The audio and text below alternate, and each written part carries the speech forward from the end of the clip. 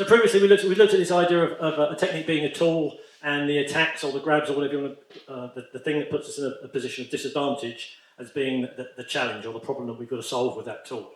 And we've played with using one tool to solve as many problems as possible. I find this an interesting way of thinking about stuff, and after a while, once you start building up a repertoire of tools in your mind, it gives you a way of filing them away so that your subconscious can access them a bit more quickly, if that makes sense. So now, let's spin this. Okay? We're going to do one problem, one issue, one situation or thing that puts us in a potential situation of disadvantage, and we're going to use as many tools from our toolbox as we can. So this time it's going to give us a bit more freedom. Let's make it the most common thing. So just a classic pub right hand, a haymaker, roundhouse, whatever you want to call it. So if I don't move, he's going to knock me spark out. Okay? That'll do. Let's just have a play with what we've got and see what's available. So the most obvious one for me, because I'm old and slow, is to get the fuck out the way. Okay? Don't be there. If you've got no choice and you've got a little bit of skill, I might do ukinagashi. So I'm kind of blocking with this curved arm, and it's giving me this chance to at least sweep it out of the way. The only time I've ever done this in real life, I moved too far back. I avoided it, but it became kind of that kind of thing. But at least I had the space, so it's a valuable thing. Let's see what else we've got. Here. An Aikido shape, okay? Oh. A Nikio-esque shape, because I had to slide down the arm. I'm kind of going with what he's giving me. So. Another type of Nikio, Rokkyo, Gokkyo, whatever you want to call it, it's there, Ishi. And I'm not worried too much about whether he can grab the legs and stuff. I'm just showing you the tools I've got in my head as far as mechanical responses. Yeah. There's my balance. Straight in. That's enough. Literally just an extension. Here. Over. A Sankyo shape in the way of. Maybe if I went in a bit deeper, this might happen. I know you've got that big burn on your arm, my friend. I'm trying not to take the skin off that. Another Sankyo-ish shape. Leading on from that, of course, if I can get his head out of the way, I might have this.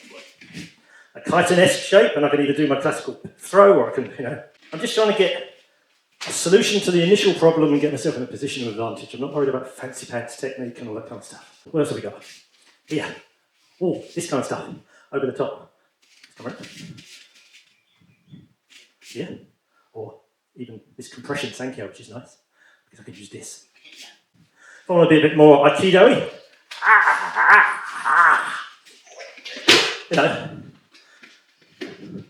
I'm sure you're aware of something that looks vaguely like that. Yeah.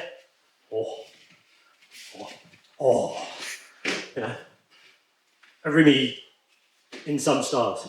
The one I kind of prefer myself, which is a bit more, there, get rid of this. Under, bring him over, and I've got this now. It's still in the rimi, I've got my shape, and you can see this is available. Whatever.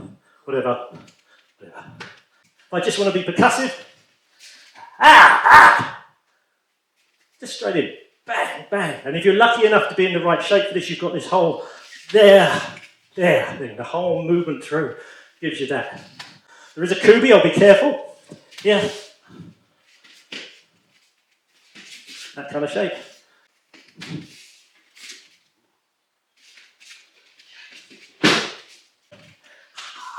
This one, more traditional kind of shape. Cocky ho kind of thing. My guys will know this one. Actually, come this side. It's a bit easier for people to see. Thank you.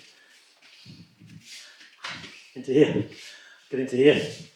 If he's still not going where I wanted to, I'm not quite convinced Kazushi. Here, I've got this. Thank you for rolling nicely. You don't have to have 50 years of experience, 1,000 techniques. If you've got basics, you've got a toolbox. If you've got some understanding of how those tools work, you know from our previous training that you can make them work in different ways. So I don't want to put you into the young lady sitting there on the floor. But, Shomanatsu Tenchinagi kind of shape, we can keep going with this if we're going to go that shape.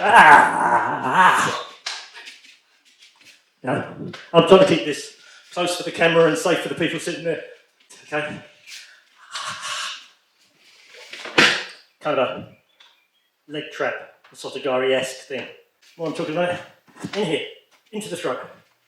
into here, and then a direct cut.